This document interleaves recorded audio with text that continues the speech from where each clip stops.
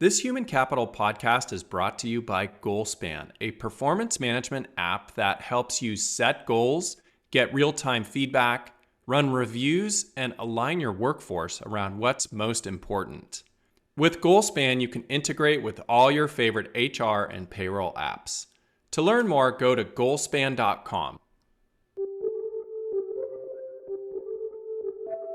Today on the podcast, we're going to talk about reducing stress at work while achieving higher productivity. This concept seems counterintuitive, but my guest will share how peak performance and a sense of calm can live together. For many people, it feels like a fantasy, especially when global events have increased stress so much over the past few years. Speaking of stress, here are some meaningful statistics about how it's playing out at work. 83%, get that, 83% of US workers suffer from work-related stress, with 25% saying their job is the number one stressor in their lives. Every day, about 1 million people in the US miss work because of stress. 76% of US workers report that workplace stress affects their personal relationships. And the main cause of workplace stress is excessive employee workload. There are many stressors we can't control at work, but there are also several things we can control. When we are intentional, it can lead us to having a better sense of calm on a regular basis. And my guest today, Chris Bailey, is going to help us unpack this concept. Chris is a best-selling author and a lecturer who explores the science behind living a deeper, more intentional life. I'm excited to talk with Chris about his new book, How to Calm Your Mind, Finding Presence and Productivity in Anxious Times.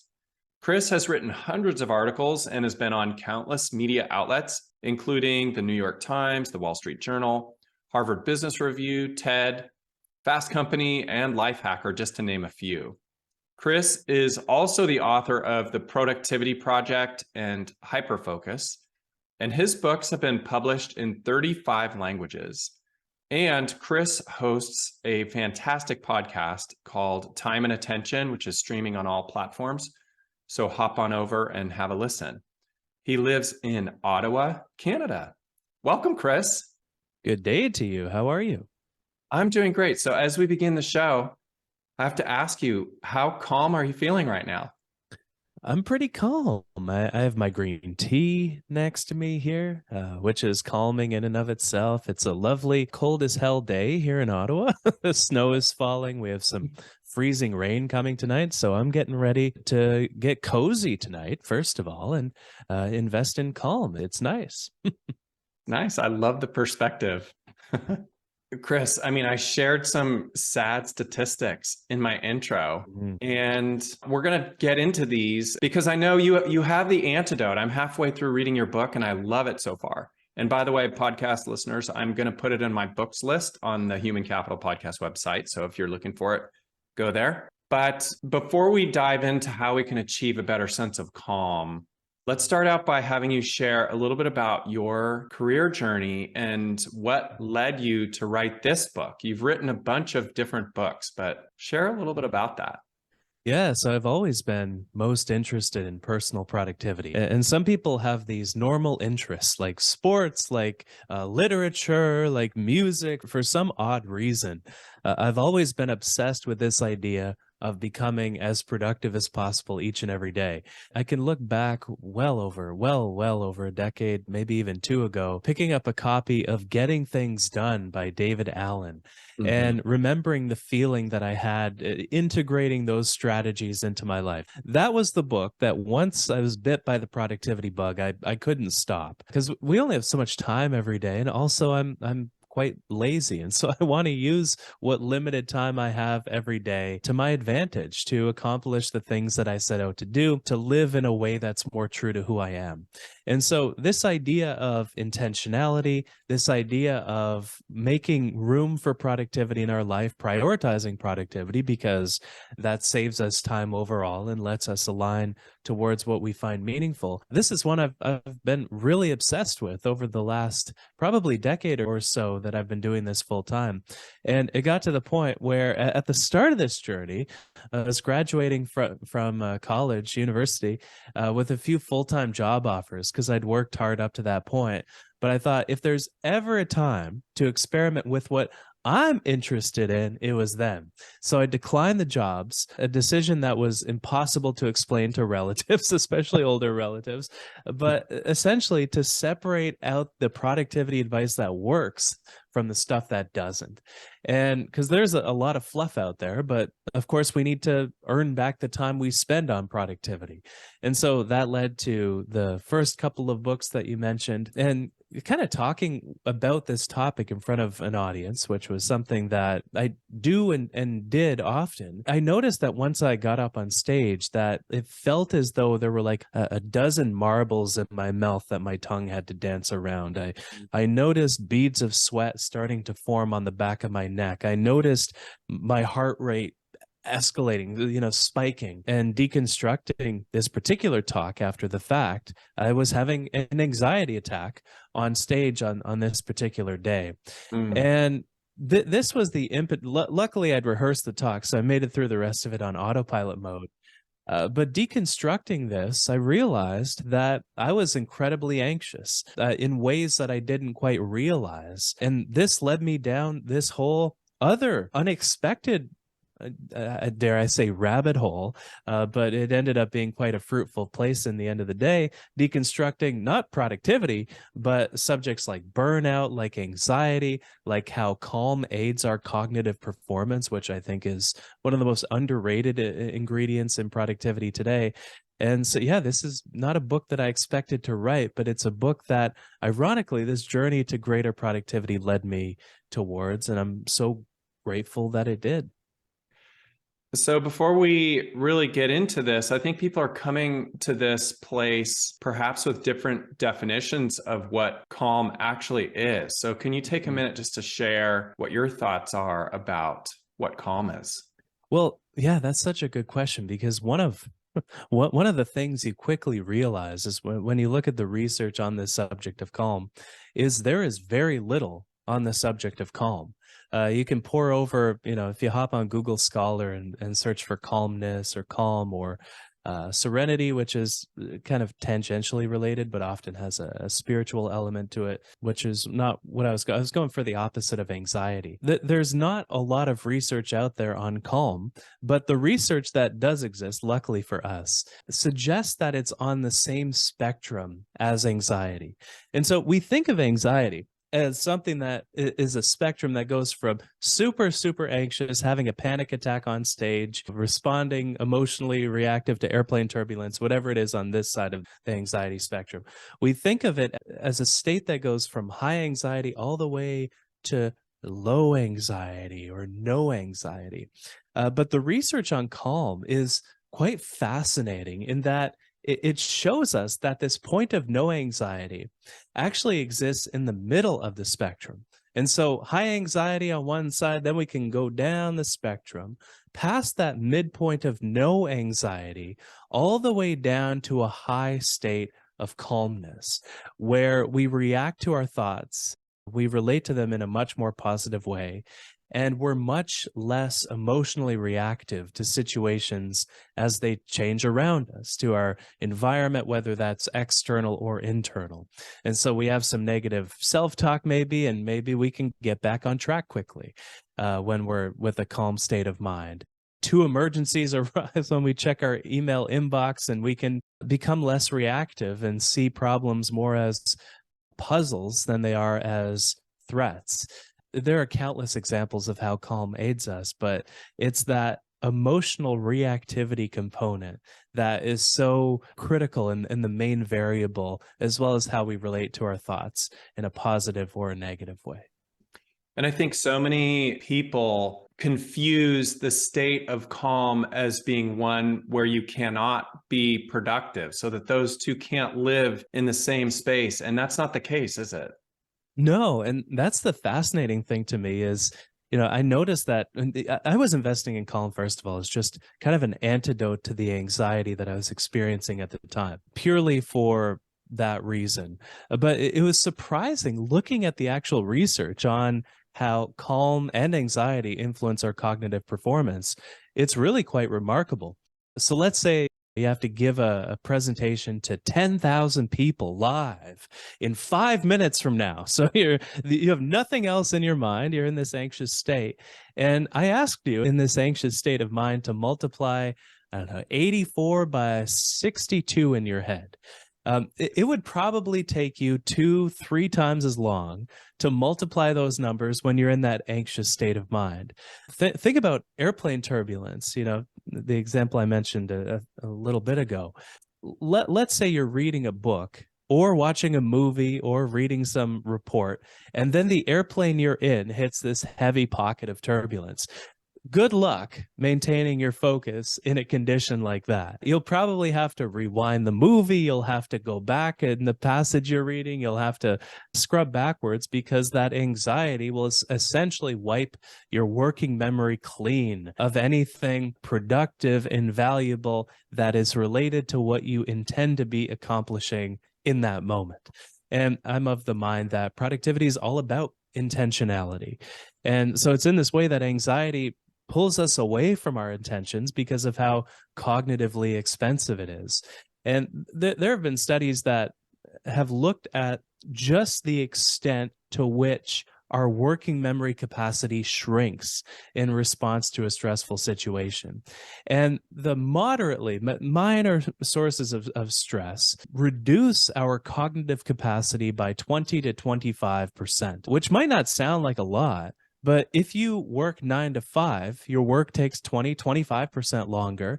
And so now you're working 9 to 7. Or if you want to contain the work in the 9 to 5, you're working evenings, you're working weekends, you're taking fewer vacations. And so, we feel less busy when our mind is calm. And we're terrible at measuring how productive we are usually because we look at proxy measures like our busyness, like how exhausted we are at the end of the day, like how many emails we have left in our inbox, without really looking to how much we actually accomplish, what's different in our life and our work because we lived a day of our life. A, that's what productivity is about, but B, calm helps us get there because of how cognitively expensive anxiety is.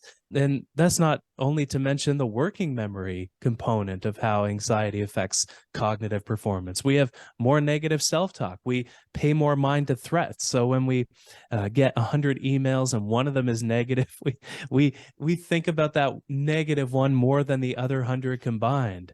And so you add up all these factors and our work takes longer. Calm saves us time. And I think that's such a critical thing to communicate because this almost absolves us as the guilt that we experience when we invest in calm, because we feel like we're acting in a way that's selfish, because we're investing in our state of mind, we're relaxing, we're actually resting our mind. But, I love to make the argument that this saves us time. And when you look at the research, it really, truly does bear out. Well, and I love your examples because there are examples of things like airplane turbulence or the car that cuts you off or, and almost causes an accident. These uncontrollable events happen in our lives, but there's also a very large segment of things that we can control with intention. And we can be the cause of some of this anxiety and this stress and prevent ourselves from truly achieving a state of calm. Isn't that right? Yeah, and this was one of the most remarkable kind of ideas is we tend to pay attention to a lot of stress by choice. And so we choose to engage with things that we find stressful, which, chronic stress, when we face it repeatedly, it makes us more likely to burn out. Burnout is the ultimate manifestation of chronic stress. When chronic stress is threatening, it also leads us to anxiety. And so we have that kind of double-edged sword there. But it's fascinating how much hidden stress there is in our life. The news is a really good example of this, actually. There is a study that I reference in the book about the 2013 Boston Marathon bombings. And a team of researchers looked at two groups of people. The first group of people were those who were runners in the actual marathon. And the second group of people were those who watched 6 or more hours of news coverage about the Boston Marathon bombings. And what the researchers found was that those who watched the news coverage experienced a greater level of stress than somebody who's in the marathon and personally affected by it. And I find this study sad, illuminating, fascinating, a whole bunch of things all at once, because we replace Boston Marathon bombings with COVID news, with, pick your poison these days. Adds to the chronic stress that we face, and ironically robs us of the mental resources that we need to be able to mobilize to deal with the news that actually affects our life in the first place, and to make a positive difference in the world because of issues like these arising. So the news is a big example. One thing I describe in the book, subscribing to the physical newspaper. I think I'm the only person my age in Ottawa that gets the physical newspaper, but I love it. It's my favorite subscription service. Somebody essentially summed up everything happening in my city, in my province, in my country, around the world in a daily briefing, printed it off and dropped it off on my doorstep. And it's a bit old, of course, the news. It doesn't refresh every 2 to 5 minutes, but we usually don't, or at least I don't have a job where I need to be responsive to world events as they change every 2 to 5 minutes. Yet that's what the news leads us to crave and pay attention to. Social media, of course, is another great example of stress that we choose to pay attention to. Our comparison mind is activated. And when we see other people doing better than we are, whether that's more fit, whether that's richer, whatever currency in your life that you're choosing to compare yourself against somebody on, we feel threatened. And that's a source of stress that's hidden because it's so familiar. There comes a point where stress becomes familiar and comfortable at the same time. And so social media is fascinating. One quote that comes to mind was from Frances Hogan, the Facebook whistleblower. And in her congressional testimony, she said that basically the Instagram algorithm is about two things: bodies and comparing lifestyles. And it's fascinating because think of two things more basal and comparative than bodies and lifestyles. It's hard to come up with something. And so it's really, really interesting that under this umbrella of chronic stress, we have the stress that we can't control, as you were mentioning. We have the financial concerns. We have economic concerns. We have daily traffic that we face on our way to work. We have arguments. We have toxic relations, things that we can't do much about sometimes. But layered on top of that amount of stress is this layer of stress that's hidden within the depths of our life. And because things like anxiety, because things like burnout are the ultimate manifestation of this chronic stress, that's kind of the low-hanging fruit that we can do things about immediately with the news, with social media, with hidden stress. That's such a great reminder. And also in your book, you talk about this in the framework of the analog and the digital world, which I really love. And you also share about the impact of dopamine, this incredible brain neurochemical that's often misunderstood. And I think you even mentioned that you took a dopamine fast in the book.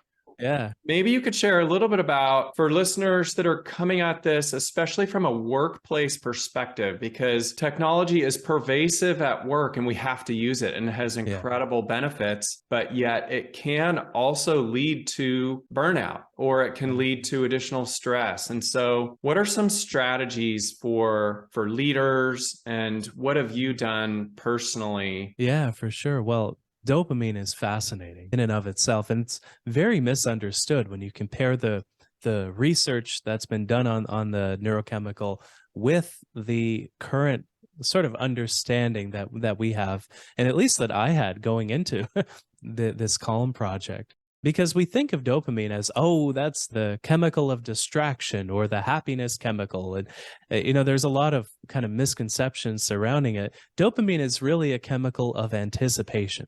And so when we experience dopamine, we feel as though pleasure is right around the corner, and we just need to turn this corner to arrive at it. And so it's really this anticipation that propels us forward.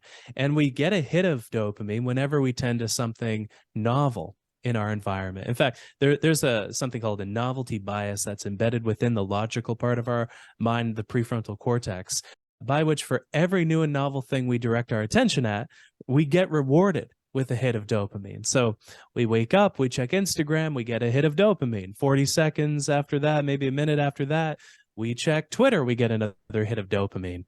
We then go to the news because that refreshed in the last 2 to 5 minutes. We get another hit of dopamine. We check email, we get another hit of dopamine. And so it's this chemical that propels us forward into distraction. But it isn't all bad, actually. It gets a bad rap, but we need dopamine to function on a biological level. We get a rush of it when we do work that's creative, when we do work that is logical. And so it's more of a matter of eliminating the dopamine in our life that is the most stimulating, where we engage with it because of that dopamine hit itself, not because we feel connected with other people through, chemicals such as oxytocin, or because we're creating something we're proud of because of a chemical like serotonin. It's the novelty that we can't seem to resist in the moment. And so one way of lowering our level of novelty in our life is a dopamine fast, which I think of as a stimulation fast, because if we fasted completely it's impossible. Our body needs dopamine to breathe, to function. But essentially, the experiment is you pick a period of time. I like doing this for about a month, and you eliminate the most stimulating parts of your life that are just those empty sources of dopamine. And so that's the hidden stress layer. That's social media. That's digital news. That's any novelty that you tend to online, that stable of apps. If you have those 5 or 6 websites or apps that you bounce around when you're looking for a hit of dopamine to boost the stimulation level of your mind, you cut it out. And then you make a list of substitute activities, which is where the analog world comes in and where it should come in my opinion. And so this part is critical, and it's the most fun, because there will be a lot more free time in your day during this experiment, because you're going to get rid of this layer of unnecessary busyness in your life. We spend on average over an hour a day on social media. You'll get that time, as well as the news time, as well as all these other pieces of time scattered throughout the day. And so make a list of things that you want to substitute in. I love playing the piano, so that was on my list. I love, reading hardcover books, connecting with friends, playing board games, walks around town, outside winter runs, whatever's on your list, and call from the substitute list when you find yourself with a bit of time to spare, because you will. And over the course of the experiment, you'll probably find the first few days quite frustrating, as I did. And after that, though, you'll clear a bend. And this is where the beauty of the experiment comes in. You'll find this effortless presence and focus with whatever it is that you plan to do. And you'll also find that sense of calm. And I started to think about the analog and the digital worlds quite differently after embarking on this project. We need both. And I love the digital world. It adds a lot of features and efficiency to my life, but it also has a lot of drawbacks. And so the rule that I like to follow, and it's a general rule, take what works for you, leave the rest, as with all advice. But when I want something to be meaningful, I'll do it the analog way. And when I want something to be efficient, I'll do it the digital way. And it's a simple dividing line, but it's one that I've found makes me more productive and leads to more meaning at the same time. Such a great illustration for us. And it's making me realize that your strategies that you're recommending in the analog world are really bringing us into the present. Yeah. I was thinking about my wife and I were recently at the San Francisco Botanical Gardens. It's a beautiful place to walk through. And I was absolutely struck by the number of people that still had their iPhones out and were scrolling even as they were walking through this incredible place. And so Going back to your original comment about the regrets of the dying, and, are we going to have regrets that we were scrolling through our mobile devices as we're walking through the botanical garden? I think we will. If we put the device in our pocket or we leave it in the car, which is maybe even a bigger stretch for some people, but Yeah. leaving it in the car removes you from that digital temptation. And then literally walking through the gardens, you will experience things that you wouldn't otherwise, right? Yeah. Oh, it's so true. And this is something that I found looking back at my own memories is how few of the things I've done on my phone actually mattered, Mm-hmm. and how often I lost control of my behavior using the device, and how infrequently I felt happy and elated using the device. And I think we all need to confront this truth that technology is a mixed bag when it comes to productivity, when it comes to meaning. And over time, because of this dopamine that hijacks our brain, especially through novelty, we find it very difficult to resist whatever's novel in the moment. It's in fact our responsibility to clean up the mess that we find ourselves in. And I found the stimulation fast idea to be a bit gimmicky at the start. I resisted doing it for that reason. But I truly haven't really found anything better for destimulating our mind. Meditation is up there, but substituting slow activities for the meaningless fast ones has been some of the best progress I've personally made in finding calm. And one of the questions you have in your book that is related to this that I love is, how do you determine whether a day of your life went well? And it feels like if we can answer that question well, it becomes easier to make some of these decisions around how we use technology, right? Yeah. Oh, completely. Yeah. And we all have different values, of course, which is one of the beautiful things that makes us human. Some of us care about self-direction. Some of us care about tradition. Others of us care about benevolence. We have these universal values that we all kind of have in varying amounts, which I find fascinating. But when we look at how we measure a day of our life or reflect on whether it went well, it's interesting to me how we tend to assume the default values of the culture that we find ourselves in, especially traditional measures of success like accomplishment, like achievement, like anything involving the pursuit of more money, more recognition, more fame, more followers, more. And we have this architecture of the values that comprise society where more is really ingrained in that. And I think that's also kind of a mixed bag. We evolved to survive through today because of that striving for more, because we value progress. But it's that idea between enjoying the moment, like you were saying, and making progress. How do we strike a balance between the two, between striving and savoring? We tend to strive, and never truly enjoy what we're doing in the moment. In fact, one of the most fascinating research fields I had the opportunity to encounter in writing the book is that field of savoring. And so savoring is a word that a lot of us have heard, obviously, but there's actually a science behind how we can enjoy our life more fully, as well as everyday experiences more fully. So, I'm drinking a cup of jasmine here, tea here while we chat today. And this could be the most delicious cup of jasmine tea that has ever been created in the history of the world.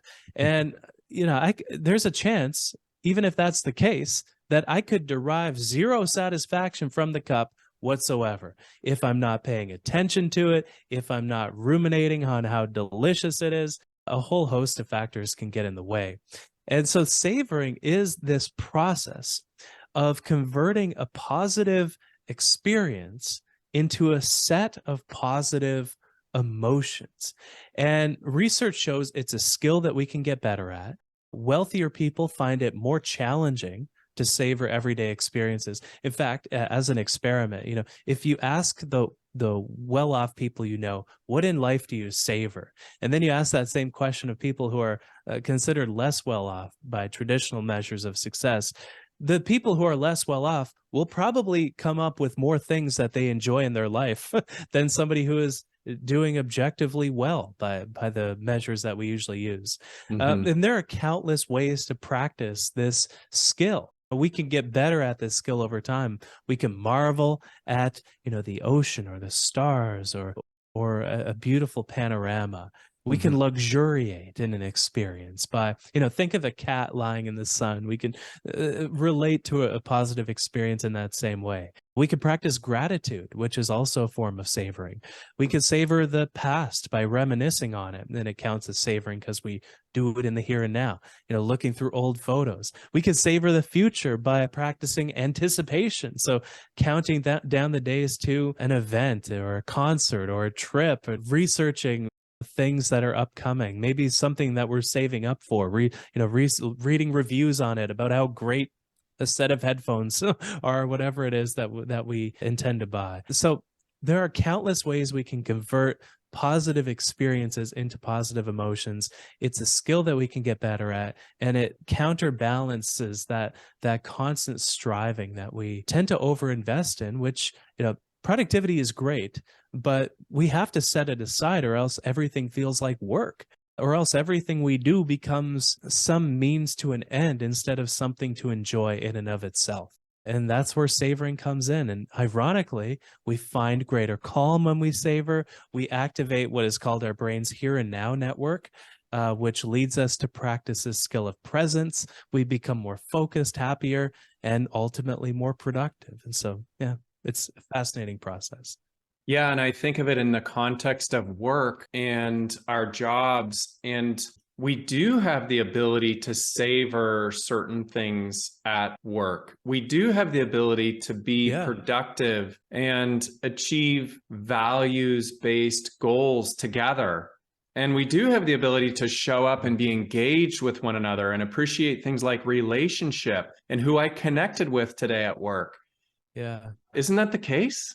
Oh, completely. And here's the fascinating thing. And, I mentioned burnout briefly. And the interesting thing about burnout is there are 6 main factors of our work that cause burnout. And just as calm is on a spectrum with anxiety, and high anxiety on one end, high calmness on the other, burnout is on a spectrum with engagement.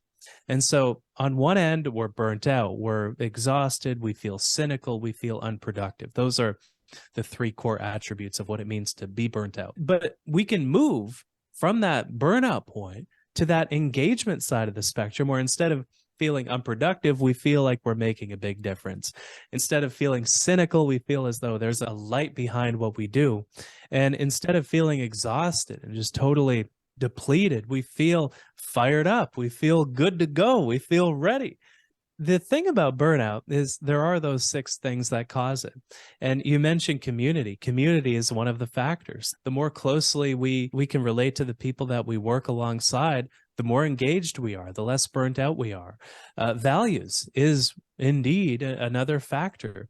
When we feel as though we can manifest what we truly value through the work that we do, that is the process through which meaning is made in any context of our life. It's that manifestation of values. So that's a critical factor too. Fairness is another factor of the 6. So how fairly we're treated at our workplace. You mentioned workload. I think in the introduction for the episode, or pretty early on, decreasing our workload level if we're feeling burnt out. That's the most common intervention that is recommended.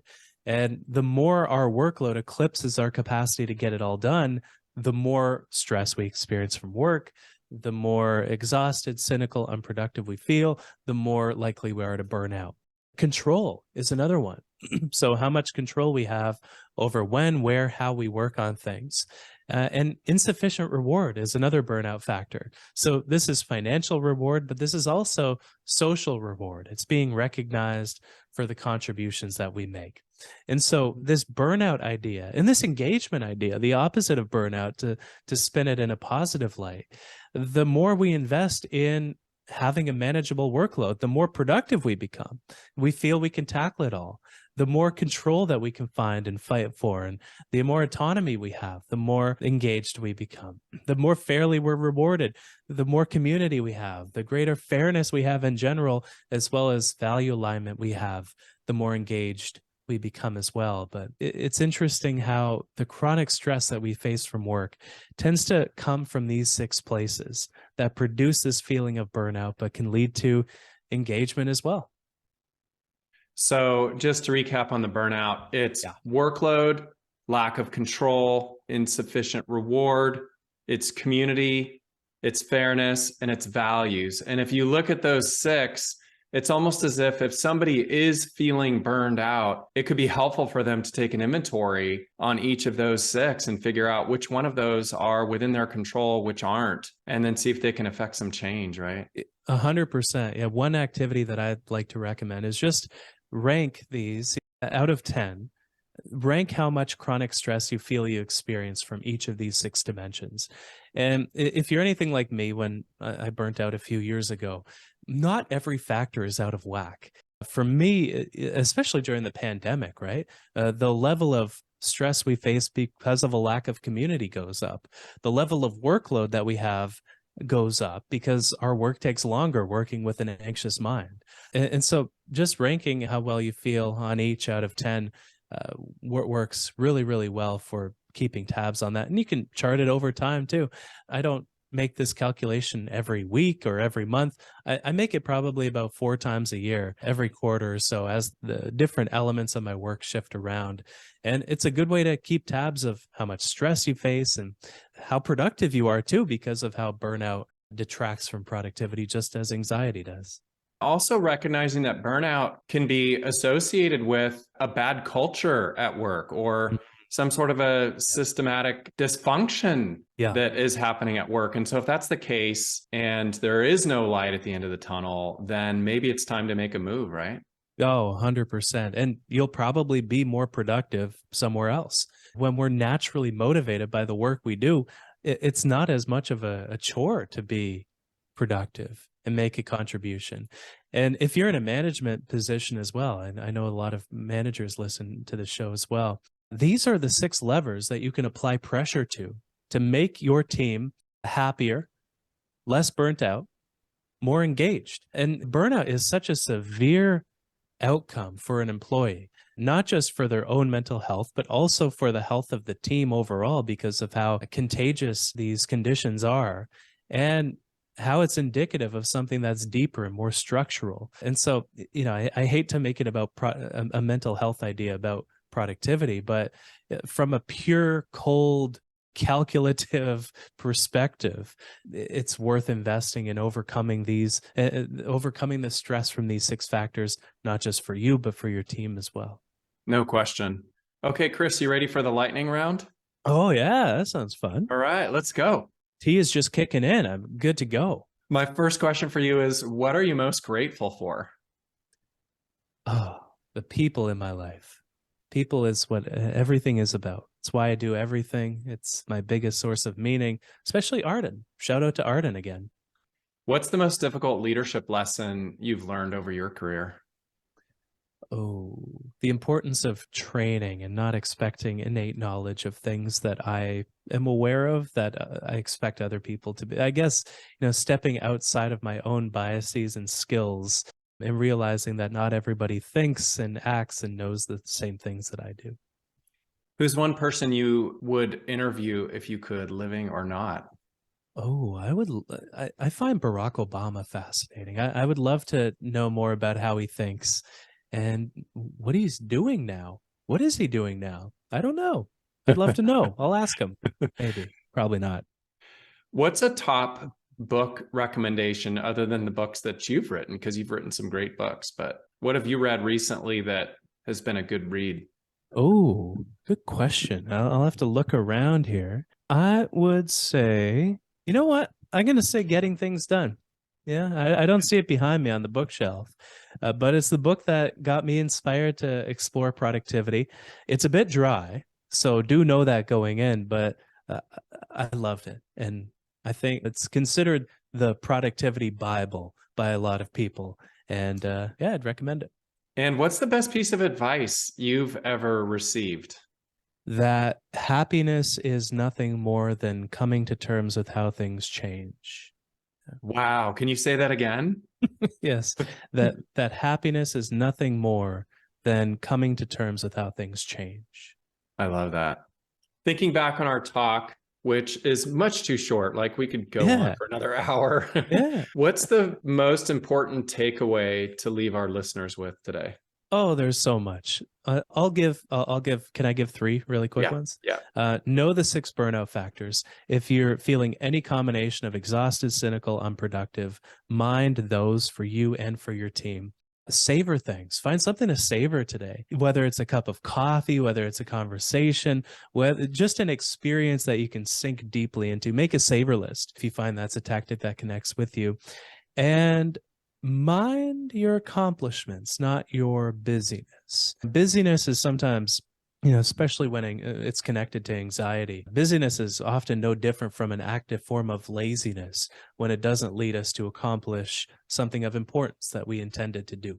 And so I think realigning our focus around our productivity, around intention, around accomplishment rather than busyness, and moving kind of deck chairs around, I think anything we can do to move in that direction is extraordinarily helpful. Hmm. Yeah. Such great advice for a more meaningful life. So thank you, Chris, so much for coming on the podcast today. Good to be here. Great to meet you. And thank you for having me. Thanks for listening to Human Capital. If you like this show, please tell your friends and also take the time to go rate and review us. Human Capital is a production of Goalspan, your integrated source for performance management. Now go out and be the inspiration to other humans, and thank you for being human, kind.